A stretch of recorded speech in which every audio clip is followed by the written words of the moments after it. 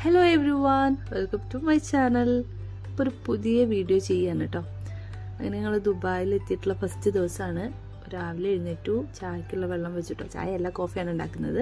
നെസ്കഫേയുടെ കോഫിയാണ് ഉണ്ടാക്കുന്നത്. Brown sugar ആണ് use ചെയ്യുന്നത് കേട്ടോ, സാധാരണ വൈറ്റ് ഷുഗർ അല്ല.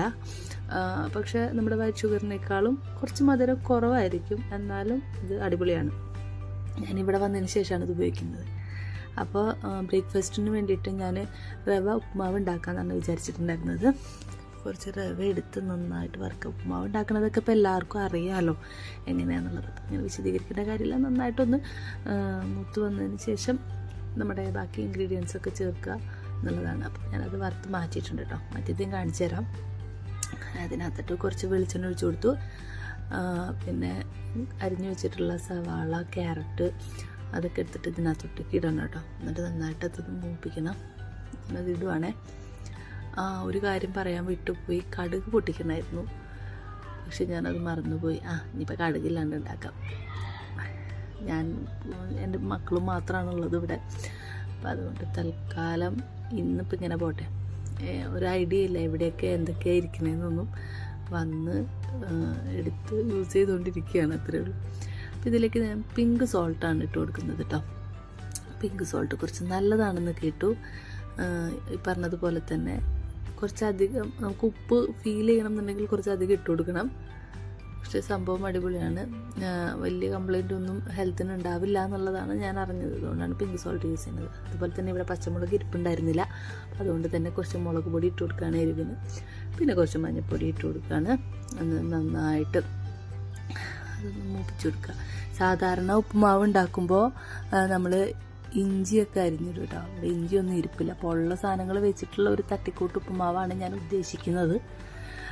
അപ്പോൾ ഇനി ആളുകൾ ഇത് കാണുമ്പോൾ അയ്യോ ഇങ്ങനെയല്ല ഉപ്പുമാവ് ഉണ്ടാക്കുക എന്നൊക്കെ തോന്നുമായിരിക്കും. പക്ഷേ സാധനങ്ങളൊന്നും ഇല്ലാത്തതുകൊണ്ടാണ്. ശരിക്കും എനിക്ക് ഉപ്പുമാവ് ഉണ്ടാക്കാനൊക്കെ അറിയും.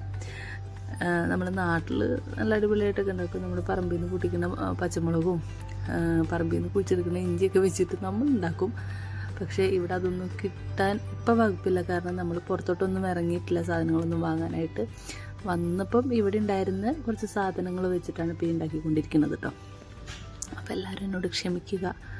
തെറ്റായിട്ടുള്ള രീതിയിലാണ് ഇതൊക്കെ ഉണ്ടാക്കുന്ന. ആളുകളിലേക്ക് ഇങ്ങനത്തെ ഒരു ഇൻഫർമേഷൻ ഉള്ള സാധനങ്ങൾ വെച്ചിട്ട് ഉണ്ടാക്കാം എന്നുള്ളത് മാത്രമേ ഞാൻ ഉദ്ദേശിച്ചിട്ടുള്ളൂ. പിന്നെ നമുക്ക് രാവിലെ എന്തെങ്കിലും കഴിക്കണമല്ലോ. അപ്പം അങ്ങനെ ഞാൻ അതൊക്കെ ഇട്ട് വഴറ്റി കുറച്ച് വെള്ളമൊക്കെ ഒഴിച്ച് അത് തിളയ്ക്കുന്നവരെ വെയിറ്റ് ചെയ്തു കേട്ടോ. അതിനുശേഷം വറുത്ത് വെച്ചിരിക്കുന്ന റവ അതിനകത്തോട്ടേക്ക് മിക്സ് ചെയ്തു. നന്നായിട്ടൊന്ന് ഇളക്കി കൊടുക്കുക. ഇത് കഴിച്ച് കഴിഞ്ഞപ്പോൾ ശരിക്കും ഉണ്ടാക്കി കഴിച്ച് കഴിഞ്ഞപ്പോൾ അടിപൊളി ടേസ്റ്റ് ആയിരുന്നു കേട്ടോ. മോശം പറയാനൊന്നുമില്ല, നല്ല ടേസ്റ്റ് തന്നെയായിരുന്നു.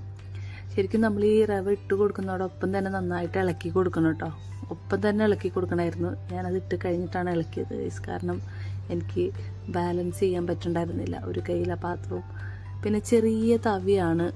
ഈ മരത്തിൻ്റെ തവി എന്ന് പറയുന്നത് ചെറുതാണ്. ഇപ്പം പാകത്തിനുള്ള സാധനങ്ങളൊക്കെ വാങ്ങിക്കൊണ്ട് വരണം. ഉള്ളത് വെച്ചിട്ട് ഒപ്പിക്കുകയാണ്. എന്തായാലും അങ്ങനെ ഉപ്പുമാവ് ഒരു വിധത്തിൽ ഞാൻ തട്ടിക്കൂട്ടി ഒപ്പിച്ച് എടുത്തിട്ടുണ്ട്. ഇനി ഇതിലേക്ക് കറി എന്ന് പറയണത് ഇന്നലെ രാത്രിയിൽ മീൻ കറി വെച്ചിട്ടുണ്ടായിരുന്നു. അപ്പോൾ ആ കറി ഒന്ന് ചൂടാക്കണം. നല്ല അയലക്കറി.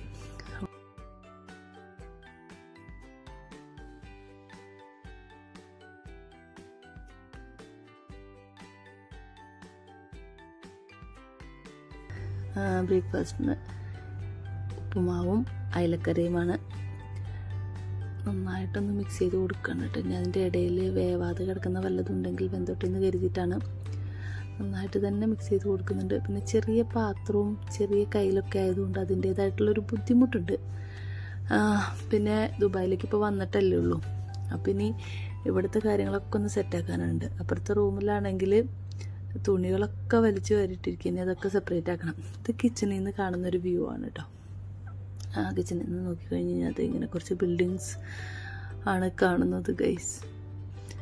ആകാശം പോലും മര്യാദക്ക് കാണില്ല ബിൽഡിംഗ് കൊണ്ട്. എന്തായാലും ഞാൻ അയലക്കറി ചൂടാക്കാനായിട്ട് അതേ പാത്രത്തിൽ തന്നെ വെച്ചിട്ടുണ്ട്. അതൊന്ന് ചൂടായി വരട്ടെ. അത് കഴിഞ്ഞിട്ട് ബ്രേക്ക്ഫാസ്റ്റ് കഴിക്കണം. സംഭവം സെറ്റായിട്ടുണ്ട്. ഇനി ഞാൻ നിങ്ങളെ കാണിച്ചു തരാം കേട്ടോ. ഞാൻ എൻ്റെ റൂമിൻ്റെയും വീടിൻ്റെയൊക്കെ ഒരവസ്ഥ. വന്ന് കയറി ആകെ ചളി അലങ്കോലമായി കിടക്കുന്നുണ്ട്. റൂമൊക്കെ ഒരുവിധം ഇതാക്കിയിട്ടുണ്ട്. എന്നാലും ഇനി ഇവിടെയൊക്കെ ഒന്ന് ക്ലീനാക്കി അടിച്ച് വാരി തുടച്ച് സെറ്റാക്കണം. ഞാൻ പറഞ്ഞില്ലേ റൂമിൽ ഡ്രസ്സ് ഇട്ടേക്കുന്ന കോലം എല്ലാം സെറ്റ് ചെയ്യാനുണ്ട്. ഇതൊക്കെ ഓരോരുത്തരുടെ പെട്ടിയിലേക്ക് ആക്കി മാറ്റി മാറ്റി വെച്ച് ക്ലീൻ ചെയ്യണം. അപ്പോൾ ഇത് ഞങ്ങളുടെ റൂമിൽ നിന്നിട്ടുള്ളൊരു കാഴ്ചയാണ് കേട്ടോ. കിച്ചണിൽ നിന്ന് നോക്കുമ്പോഴും ഇതേ കാഴ്ചകളൊക്കെ തന്നെയാണ് കാണുന്നത്. പക്ഷേ റൂമിൽ നിന്ന് നോക്കുമ്പോൾ അവിടെ ചെറിയൊരു പാർക്ക് കാണുന്നുണ്ട്. ഈ പാർക്കിൽ ഇന്നലെ വൈകുന്നേരം നിറച്ച ആളുകളായിരുന്നു കേട്ടോ. ഭയങ്കര കൗതുകമായിട്ട് തോന്നി. നമ്മൾ ഈവനിങ്ങിൽ ഇവിടെ കുറേ ആളുകൾ ഒരുമിച്ച് കൂടി രസമായിരുന്നു അവരുടെ വർത്തമാനമൊക്കെ കേൾക്കാനായിട്ട്.